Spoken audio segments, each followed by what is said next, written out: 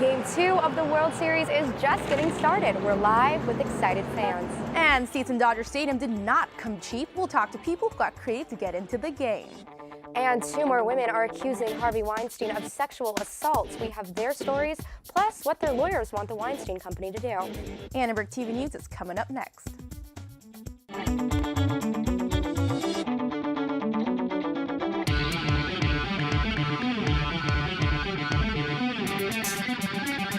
Live from USC, you're watching Annenberg TV News.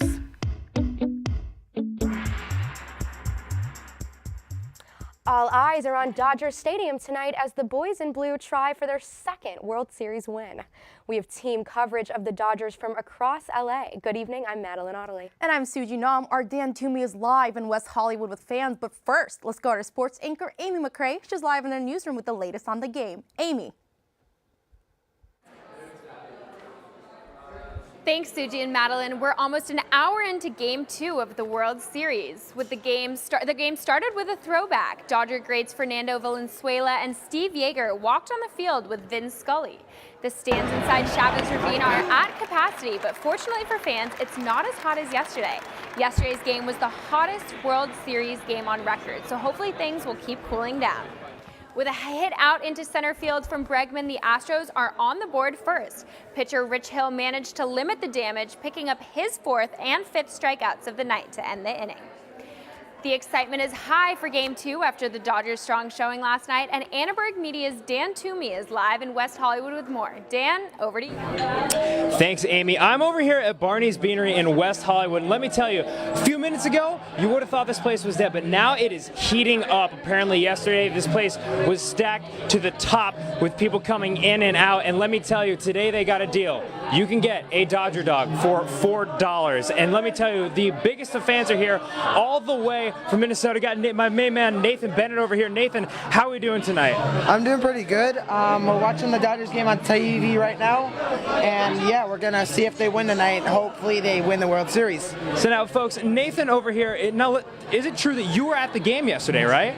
Yes, sir. I was at the top section, so I wouldn't get sunburned. Absolutely. Now, tell me, what was it like just to see the Dodgers come away with that win yesterday at the game? Well, that Justin Turner home run was probably the best moment of the game right there. He did pretty good. That was about not to be a home run, so I thought we would keep going on until then. So I was hoping that we would lose at that moment, and it was going to be a tough, tragic moment for that. Well, luckily it did not turn out that way, and let me tell you, you guys came a long way, right? Where are you from again? I'm from Lakeville, Minnesota. Well, you heard it here first. Lakeville, Minnesota, all the way out here in western Los Angeles. Back to you guys in the studio. Thanks again, Nathan. All right, Dan, we'll hope you're having fun. Now, World Series tickets this year could be the priciest in history. Many diehard Dodgers fans can't afford to see the games live. Well, check this out. The average price of a ticket for tonight's game was about $2,500 on StubHub. The most expensive ticket was going for $20,000. That includes stadium club access and parking. The cheapest ticket in the stadium was selling for $650, and the top ticket for standing room only. Only a lucky few got a hold of tickets at face price. If I didn't win pre-sale, I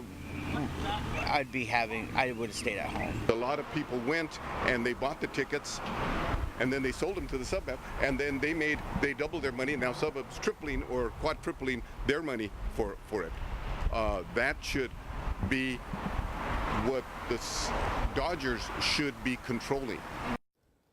Now, despite the high prices, ESPN says there were more than 54,000 people in the stands last night, and tonight they're expecting another sold-out crowd. Josh Cohen is here with more on how some fans are getting creative to pay the tickets. Hey, Josh. Hey, Suji. Thank you very much. Yeah, tonight some fans in the stands are getting to live out a dream.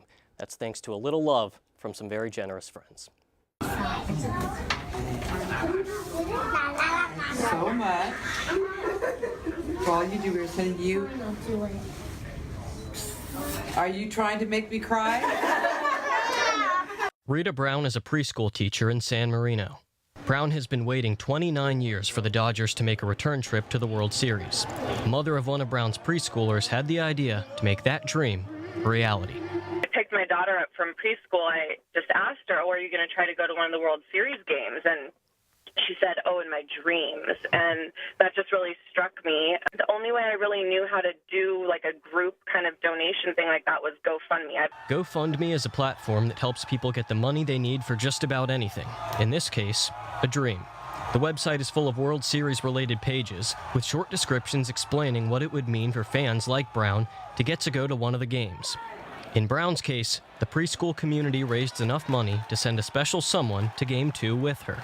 I don't think she imagined that she was going to be going to a World Series game, let alone get to go and take her husband with her, who's also a huge Dodgers fan. Astros fans are doing the same for when the series shifts to Houston, a.k.a. people who want to see Astros superfan Ken Webster in the stands at Minute Maid Park for Game 3 on Friday. He's like, well, I don't think I'm going to go, because it's a lot of money. I was like, there is no way in the world that Ken Webster cannot be at the World Series when his favorite team is playing. Hannah's GoFundMe page reached its goal in less than 24 hours. Almost 60 people donated to the campaign. Madeline, back to you. Thank you so much, Joss. Some former Dodgers took time today to do some good off the diamond. MLB Commissioner Robert Manfred and several former players volunteered with the Boys and Girls Club of East Los Angeles today, making care packages for the victims of the Northern California wildfires. We asked former first baseman Steve Garvey about the importance of giving back to the community. We were blessed to play the game of baseball. Now to give back is the essence. And to see these kids, their enthusiasm, realizing that they're helping others, whether it's the fires in Northern California, hurricanes in Puerto Rico. But again, it's a great trilogy. Major League Baseball, its charity, Boys and Girls Club, and the Dodgers believing in helping others. The supplies will be shipped to families in the North Bay area to help get them back on their feet. Our Dodgers coverage doesn't end here. We'll check back in with Annenberg Media's Amy McCrae later in the show for updates on the game. Now, 2 more women are accusing film producer Harvey Weinstein of sexual misconduct. Actress Dominique Huet says Weinstein lured her into his hotel room and tried to have sex with her.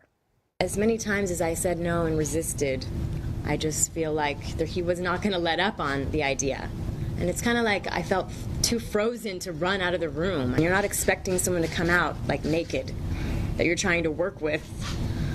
So I was caught off guard. This industry is very full of this kind of behavior, and I really wanted to share my experience because, to help the harassment kind of come to an end.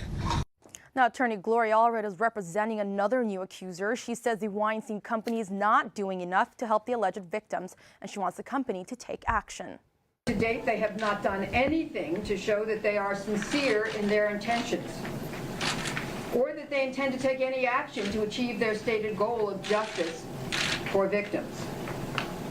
It is time for the Weinstein Company to put their money where their mouths are.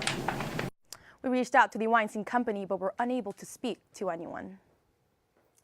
A UCLA Republican group is taking a free speech stand against security fees that administrators may charge for conservative commentator Ben Shapiro's visit next month.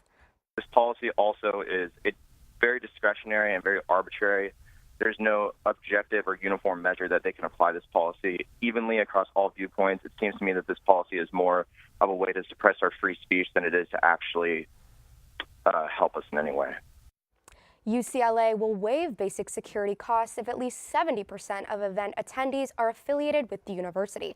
If not, the university will bill the cost of security to the student group holding the event. A USC adjunct professor in media law says the fees are probably due to the speaker himself.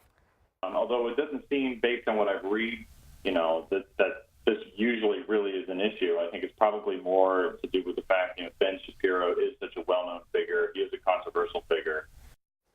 A UCLA spokesperson told the Daily Bruin that the university is assessing security needs as the event date draws closer. Now, Minority Leader Nancy Pelosi made another call today to protect the Deferred Action for Childhood Arrivals program. Pelosi wants a bipartisan measure to help the so-called Dreamers. Tanvi Varma joins us now with more. Thanks, Madeline. Suji. Today, Nancy Pelosi called on Congress to pass a solution for DACA before December. She also thanked DACA recipients for their contributions to the U.S. Now it is absolutely urgent that we pass the legislation. To the Dreamers who are here, my message to you is thank you for blessing our country with your the inspiration that you are.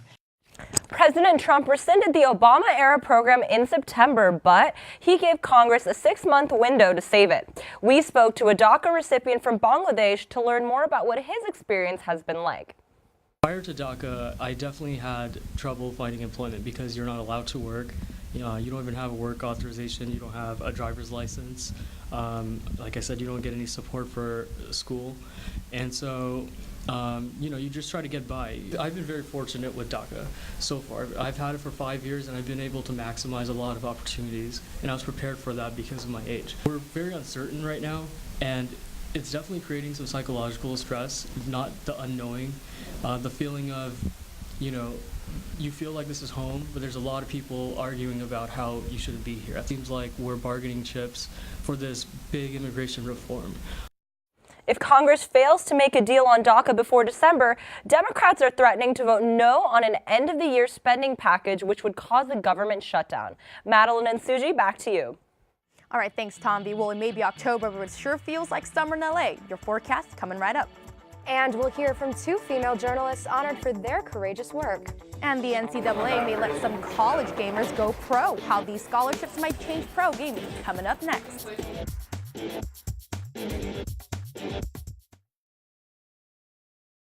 Recently, our country has witnessed catastrophic devastation. Hurricanes and flooding have upended lives and livelihoods. Across this great country, Americans have answered the call. That special calling that compels us, when others are down, to step up and do whatever it takes. America's at her best when, against all odds, we come together and lift each other up. Please donate to oneamericaappeal.org. America needs you. Thank you. Thank you. Thank you. Thank you. Thank you. Listen, I realize that I'm not perfect, but it all really started to change because you judge me for having a problem. No one is going to know that I need help. I need help. I know that no one is going to judge me for having a problem. I realize that I'm not perfect, but it all really started to change because you listen. Bye-bye. Hi. Hoping for a crisp breeze to help keep you alert.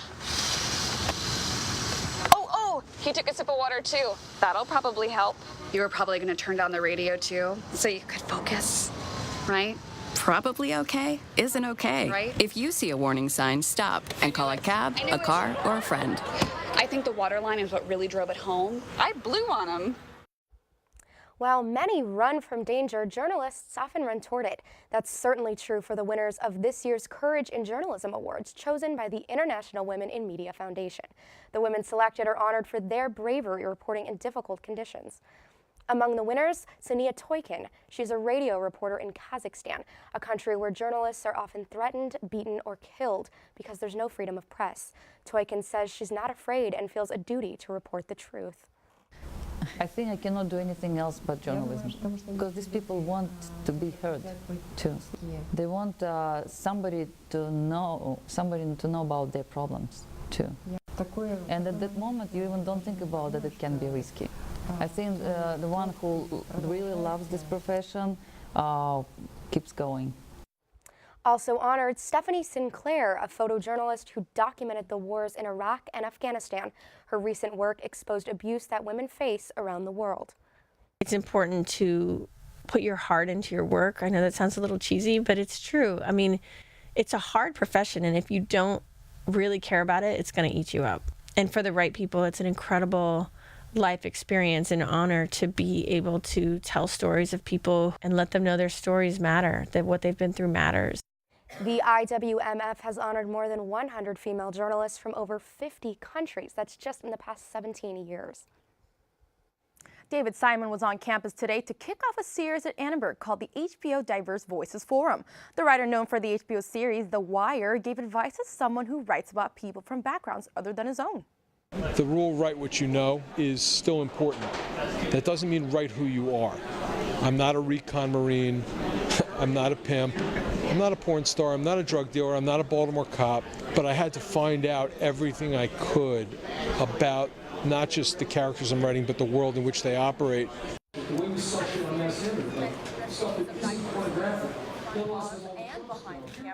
And hopefully, we'll get people who tie in the relationship between representation, but who also says, I didn't plan this, but I also have stuck to my principles in terms of the content that I make and the messages that I articulate. The next talk will be with Insecure creator and star Issa Rae on November 13th. Well, Maddie, it's hot, very hot. It's really hot, but I'm looking forward to see what our weather anchor Erica Lee has to say about next week. Thanks, Madeline. It doesn't seem like it's cooling down anytime soon. Let's take a look at the current conditions. Right now, it's 90 degrees. Feels like eternal summer in California. Taking a look at tomorrow, Big Bear is 71 degrees. You might want to stay home if you want to hit the slopes. And taking it back down to Malibu, it's 77 degrees. So maybe you should go to Malibu Farm instead of the beach. Taking it back to USC, it's 90 degrees all around. So you better put on some sunscreen before heading to the campus center. Taking it back to the 5-day forecast, it is cooling down as the week goes on, but it's still reaching high temperatures. It's burning out here all over campus. I caught up with a few USC students to see what they do to beat the heat. Thing I do to stay cool is obviously not wearing long pants, so I'm wearing a skirt right now, and also drinking a lot of water and going swimming. Because I live in Cardinal Gardens, this is where we have air-conditioned living rooms, but the air conditioning doesn't necessarily reach our rooms, and therefore we are forced to either go out of our apartments or stay in the living room. Cardinal Gardens is not the only dorm that doesn't have AC. Dorms like Burncrant and Parkside Apartments do not have air conditioning either. Wow, that sounds like it really sucks. It's very hot, but thanks, Erica, for that report. Yeah, thank you so much. The NCAA is looking to get involved in the growing eSports industry. The board of directors met today to discuss whether to support or regulate varsity gaming competitions. 40 universities now offer partial or full scholarships for the best competitive gamers. Robert Morris University in Chicago was the first American college to offer scholarships in eSports. The founder of the program says it's no different than other sports. This services a student the same way as it does our traditional athletics student athletes. Why would we just simply pass up that opportunity because it's not a sport that requires a ball putting it within a goal? For esports to grow on college campuses, that there does need to be some kind of structure and rule set and organizations that are put in place. Esports is growing in popularity on college campuses, but many still question the role the NCAA should play in the gaming sports world. Suji, I wonder how the Dodgers game is going right now. Same, but I'm sure Amy knows what's going on. I do indeed. You guys are both right. The Los Angeles Dodgers are playing in Game 2 of the World Series as we speak. And the #1 USC men's water polo team is preparing for 2 tough matches this weekend. We had a chance to talk with a freshman on the team. And the football team is preparing to bounce back after their brutal loss to Notre Dame last weekend. Sports is next.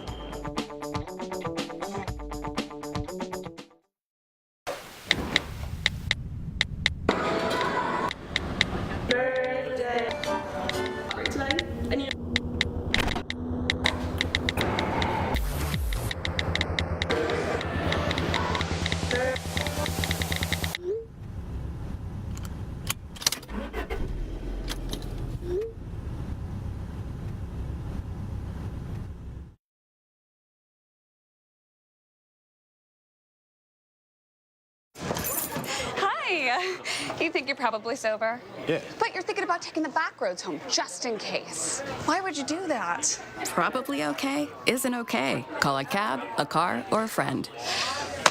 Good choice. Every year, 40% of all food in the U.S. never gets eaten.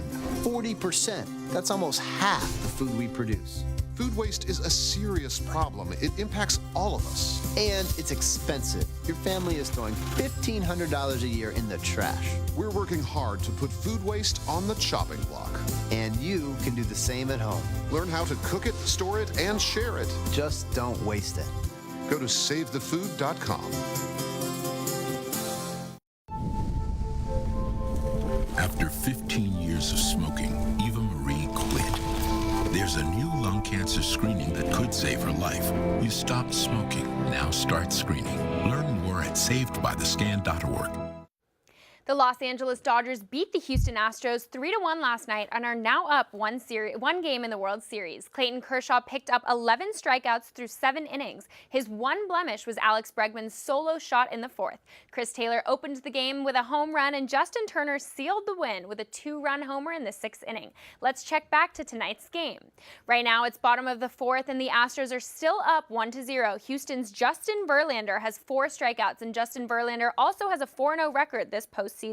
He's only had 4 earned runs and 1 homer. While the Dodgers are 5-0 at home runs at home this postseason, Verlander could put that to an end tonight. Rich Hill now has 7 strikeouts tonight. Despite the couple of blooper hits, he's managed to keep a hold on the Astros. It's a close game so far, and we will give you an update on the score in another few minutes. Now, the Trojans are in the midst of regrouping following their crushing loss against Notre Dame. Quarterback Sam Darnold spoke about the loss after practice last night. Sometimes I feel like, it's the players making the mistakes. It's not, Coach Helton does his thing. He's really consistent in game plans, and so are all of our coaches. Players need to play better, and we're taking that upon ourselves and trying to do that every single practice and every game from here on out. USC still has a chance to win the Pac-12 South, but that chance is dependent on how the team performs against Arizona State. While ASU is unranked and the Trojans stand at number 21, USC is only favored by 3 points.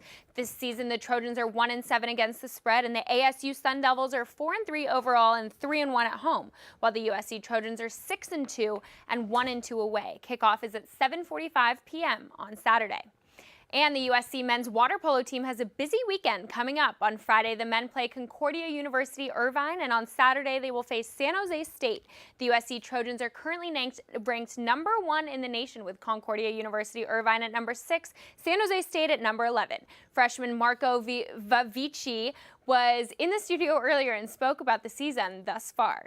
I'm not too focused on scoring goals as much as just playing the right way and, just winning and trying to get a national championship. This year there's a lot of top, really strong teams.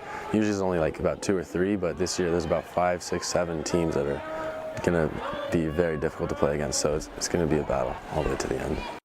Our correspondent Chloe Chryssikopoulos is a member of the USC women's rowing team. She spoke with one of her teammates about their upcoming race. Chloe, over to you. Thanks, Amy. The USC women's rowing team heads to Sacramento for the first race of the fall season. We will be competing against schools such as Washington, Cal, and Stanford. I caught up with rower Brooke Downs, who will be racing this weekend. So let's talk a little women's rowing. I know you guys have a race coming up. Where is it? So we are going to the Head of the American, which is in Sacramento, up in Northern California. And what kind of boats will you be racing there? So we're going to be doing a couple different races. I'm going to be racing in an 8, and then I'm also going to be racing in a pair. And do you have a typical seat, or how does that sort of work? Usually our seats aren't finalized until the end. I really do like stroking, but for this race, I'm going to be 6-seat in the boat. Is erging hard? It looks hard.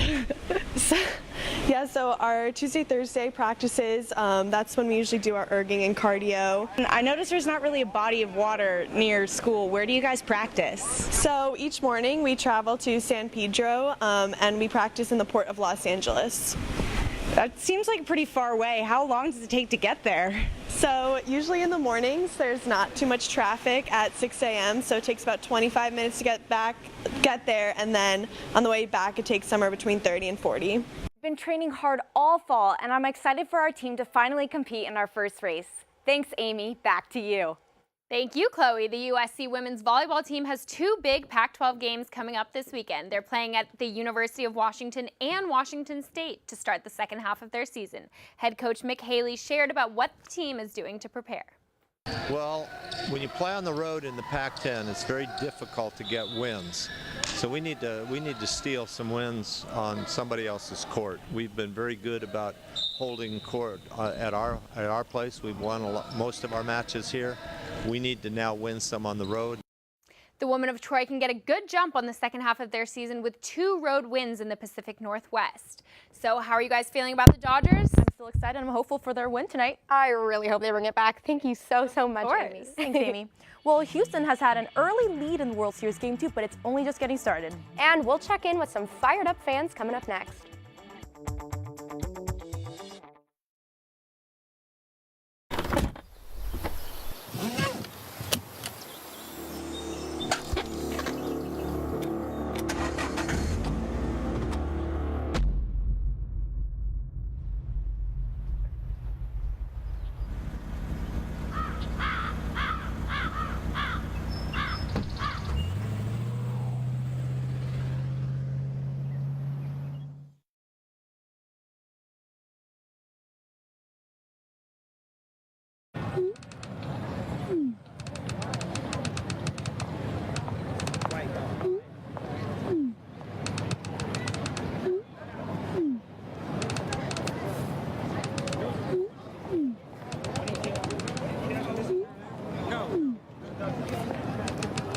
Don't ignore the subtext.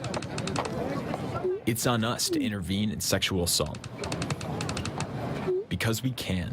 Take the pledge at itsonus.org. Hey, look, it's those guys. Are you good to drive? I'm fine. How many did you have? I should be fine. You should be? Go and step out of the vehicle for me. See ya, buddy. Good luck. So turns out, buzz driving and drunk driving, they're the same thing, and it costs around $10,000. So not worth it. Welcome back to ATVN. Let's take a live look back at Game 2 of the World Series at Dodger Stadium. The score is still 1-0 for the Astros in the bottom of the fourth. Justin Verlander is continuing his domination on the mound. Right now, the right-hander is looking at a no-hitter after walking Chris Taylor. Now, let's head back to West Hollywood with our very own Dan Toomey. Fans are still filing in to watch the game. Dan, are you having fun? I hope you are.